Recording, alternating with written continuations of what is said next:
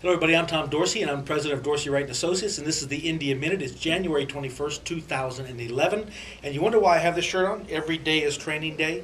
Well, I wore this shirt specifically for this program because every day is a day to learn something, to be training in the stock market, to learn something about the market. And you know, it just came to me just a little while ago. Tammy and I were talking about the markets and how people trade back and forth and looking for the quick buck.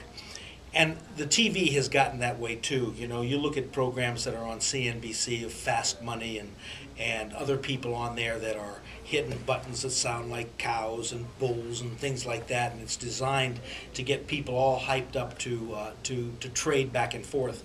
It reminds me of when I was in the business myself as a broker back in 1975 at Merrill Lynch. And I remember my first year in the business was a pretty wild year. I was an option trader to begin with, and I'll tell you what, you want to see a hot book, I had a hot book. And a friend of mine came to me at the end. He was an old timer, we would have considered back then. I was probably in my early 20s. He was in his 40s, so I considered him an old timer at that point in time. His name was A.B. Jones, and he came to me at the end of my first year. He says, Tom, he said, let me tell you something. He said, ain't but one way to make money in the stock market. And I said, how's that, A.B.? And he said, slowly. And he's been right ever since. And I've been in this business 30-some years, and as I watch people trade back and forth and try to make the quick buck, it never works out. And it's fun to trade, but you know what I've found is the best thing to do is go to Las Vegas and you got the slot machines right there, and you got the roulette, and you got everything you want to have fun with.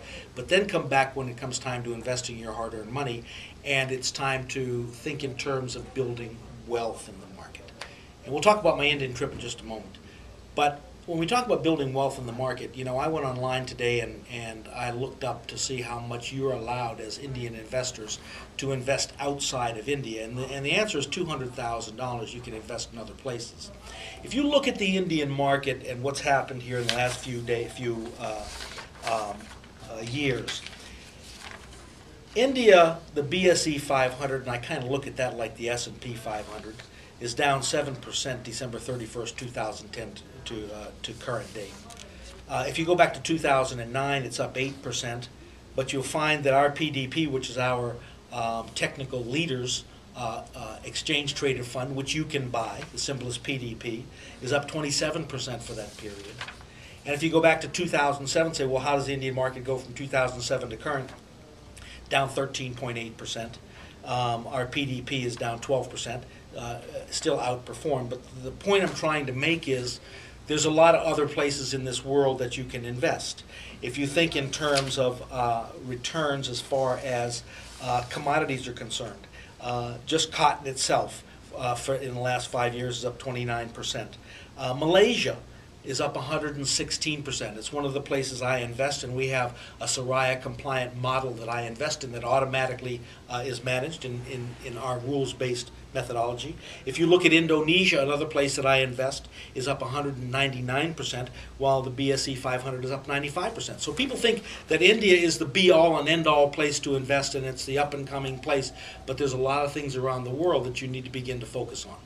One of the ways to do that is to go to our All ETF page, www.alletf.com, and start frequenting that and start looking at exchange-traded funds.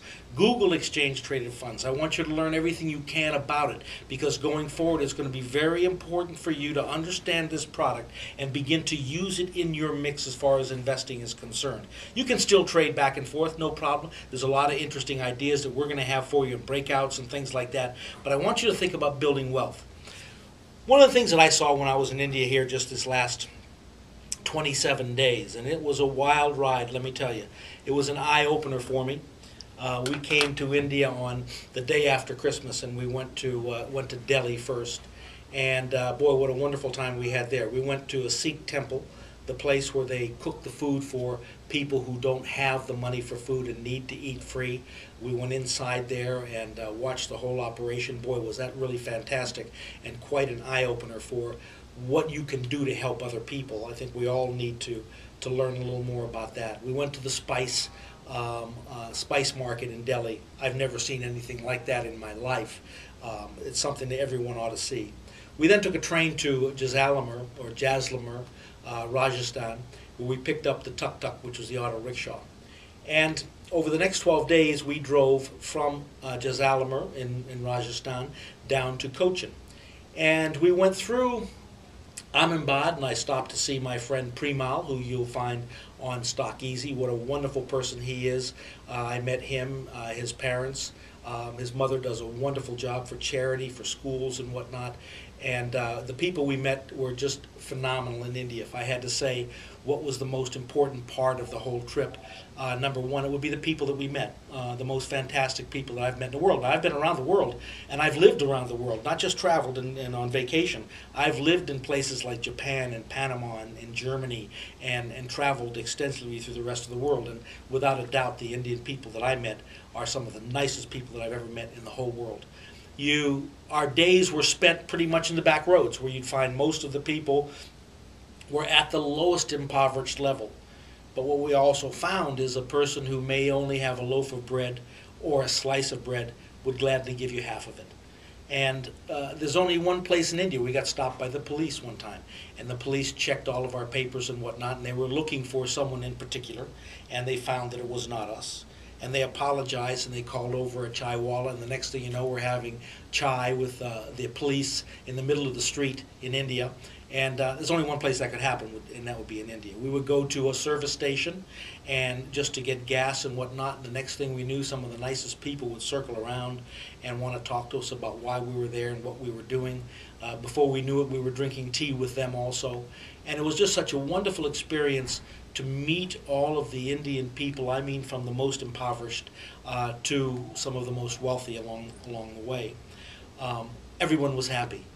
I can tell you this much, though, as far as infrastructure is concerned, boy, as far as the roads are concerned, I got to be honest with you, they're some of the worst I've ever experienced in the world. And that needs to get fixed, and I'm sure you're going to be in the process of doing that. But over the next 20 years, I think we'll probably see some major changes in India, all for the better. But a lot of things are happening around the world. When you look at Malaysia, and you look at Indonesia, and you look at Thailand, and many of these other South Asian countries, you're going to want to be involved in these in your portfolio. And it's now time to start thinking about this. Start thinking about investing some of your money outside of India. Yes, you can keep the majority of it in India, but you also need to be thinking about going outside India. And the way to do that is with the Exchange Traded Fund.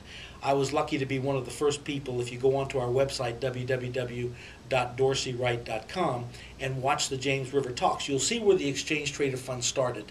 And it started with Joseph Verzello and myself way back in the 1980s.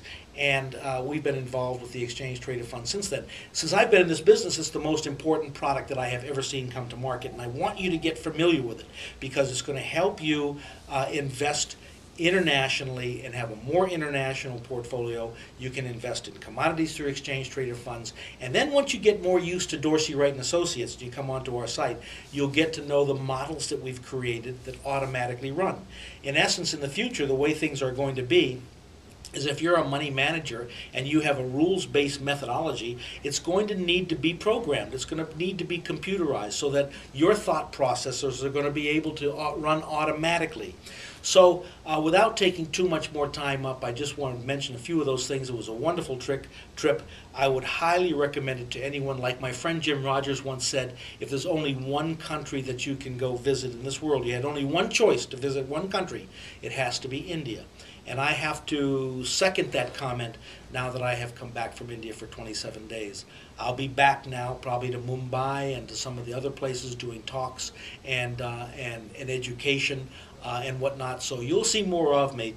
That was just kind of like my coming out party, and it was wonderful to do it in the back roads. So I'll stop for now, and this was the DWA Minute, maybe DWA few minutes this time, but I wanted to discuss a few things with you today. You'll see more of me on the DWA Minute as we go forward.